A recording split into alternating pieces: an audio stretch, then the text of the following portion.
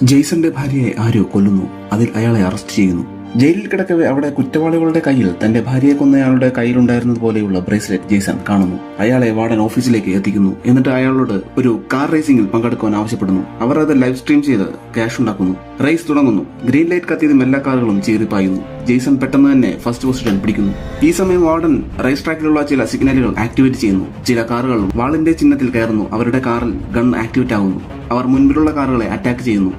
മറ്റൊരു കാർ ഷീൽഡിന്റെ ചിഹ്നത്തിൽ കയറുന്നു. അവരുടെ കാറിൽ നിന്നും ഓയിലും ആണികളും വീഴുന്നു. അത് പുറകിൽ വരുന്ന കാറുകളെ പങ്ചറാക്കുന്നു. അത് മറിയുന്നു. ഒരു മിസൈൽ വന്ന് അതിനെ തകർക്കുന്നു. വേറൊരു കാർ സ്കളിന്റെ ചിഹ്നത്തിൽ കയറുന്നു. മുൻപിലുള്ള ഒരു സ്റ്റീൽ സ്ട്രക്ചർ ഉയർന്നു. കാർ അതിൽ ഇടിച്ചു കയറുന്നു. ജെയ്സൺ വാളിന്റെ ചിഹ്നത്തിൽ കയറുന്നു. പക്ഷേ അവന്റെ ഗൺ വർക്കാകുന്നില്ല. അവൻ മാനുവലി തന്റെ കാറിന്റെ നാപ്പാം ഇജക്ട് ചെയ്യുന്നു. അത് പുറകിലുള്ള കാറിൽ വീഴുന്നു. ഒരു പെണ്ണ് ലൈറ്റർ ആ കാറിലേക്ക് എറിയുന്നു. അത് കത്തുന്നു. പെട്ടെന്ന് തൊട്ടടുത്ത കാറിൽ നിന്നും ജെയ്സന് നേരെ ഒരു ജെസ്റ്റർ കാണിക്കുന്നു. അവന്റെ ഭാര്യയെ കൊന്നയാളും അതേ ഹാൻഡ് ജെസ്റ്റർ കാണിച്ചിരുന്നു. തന്റെ ഭാര്യയെ കൊന്നയാളെ അവൻ കണ്ടുപിടിച്ചു. അവൻ കാറിന്റെ ഗൺ ആക്ടിവേറ്റ് ചെയ്ത് അയാളെ ഷൂട്ട് ചെയ്യുന്നു. ജെയ്സൺ കാർ അഡ്ജസ്റ്റ് ചെയ്ത് സ്മോക്ക് റിലീസ് ചെയ്യുന്നു. അവന് ഒന്നും കാണാൻ സാധിക്കുന്നില്ല. അവന്റെ കാർ ക്രാഷായി അവൻ മരിക്കുന്നു. ജെയ്സന് മനസ്സിലാകുന്നു തന്റെ ഭാര്യയെ കൊല്ലിച്ചത് ജയിൽ വാർഡനാണെന്ന്. അവനെ റേസിൽ പങ്കെടുപ്പിച്ച് ക്യാഷ് ഉണ്ടാക്കാനായിരുന്നു വാർഡന്റെ ലക്ഷ്യം.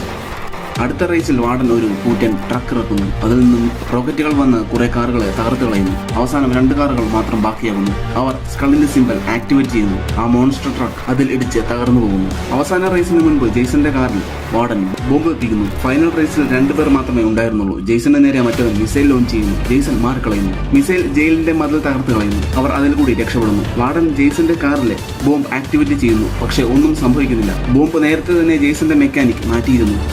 അപ്പോൾ വാർഡന് ഒരു ഗിഫ്റ്റ് ലഭിക്കുന്നു. അതിൽ ബോംബുണ്ടായിരുന്നു.